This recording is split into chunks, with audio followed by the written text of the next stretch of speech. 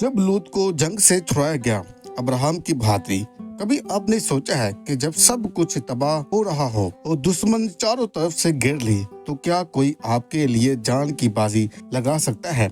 आज की कहानियां एक जंग की, एक कैद की और एक नाकाबिले यकीन नजात की, जहां एक मर्दे खुदा ने अपने भतीजे के लिए तलवार उठाई और खुदा ने उसको फतह दी।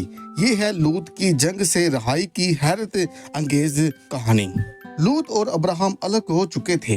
लूत और खूबसूरत जमीनों का इंतखाब किया, यरदन की वादी सदूम की नजदीक, लेकिन सदूम नहायत बदकार शहर था। लूत का वहाँ बसना खतरनाक फैसला साबित हुआ। इसी दौरान 4 बादशाहों का इत्तेहाद 5 बादशाहों के खिलाफ जंग में उतरा और सदूम भी इस जंग में शामिल था। 4 ताकतवर बादशाह कदरुस्मर, तडआल और अमरफील और यूरक ने सदूम और अमूरा पर हमला किया, शहर को लूटा और लूत और उसके खानदान को कैदी बनाकर ले गए। ये एक खौफनाक लम्हा था। एक खुदा तरस इंसान एक गुनहगार शहर की खातर कैद में चला गया। जब अब्राहम को खबर मिली कि उसका भतीजा कैद हो गया है तो उसने कोई वक्त जाया नहीं किया। बस अब्राहम ने अपने तरबियत याफ्ता 318 खादमों को जो उसके घर में पैदा हुए थे जमा किया और दुश्मन का पीछा किया। अब्राहम ने अपनी जान को जोखिम में डालकर रात के अंधेरे में हमला किया और दुश्मन को शिकस्त दी और फतह को हासिल किया।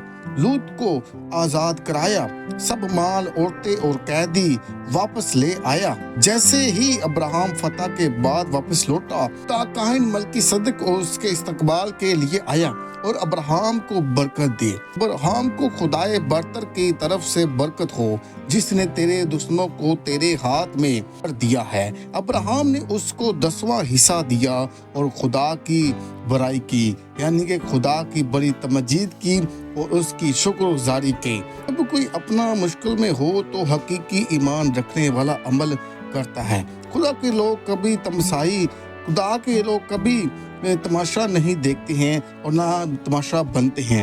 वो मुदाखलत करते हैं और लोगों की मदद करते हैं। जो लोग खुदा पर भरोसा करते हैं, इन्हें छोटे लश्कर से भी बड़ी फतह हासिल होती हैं। अगर आपको ये कहानी पसंद आई है तो इसे लाइक करें और शेयर करें और कमेंट में बताएं कि आप अगली वीडियो कौन सी देखना चाहती हैं और मज़ीद वीडियो को देखने के लिए हमारे चैनल को सब्सक्राइब करें।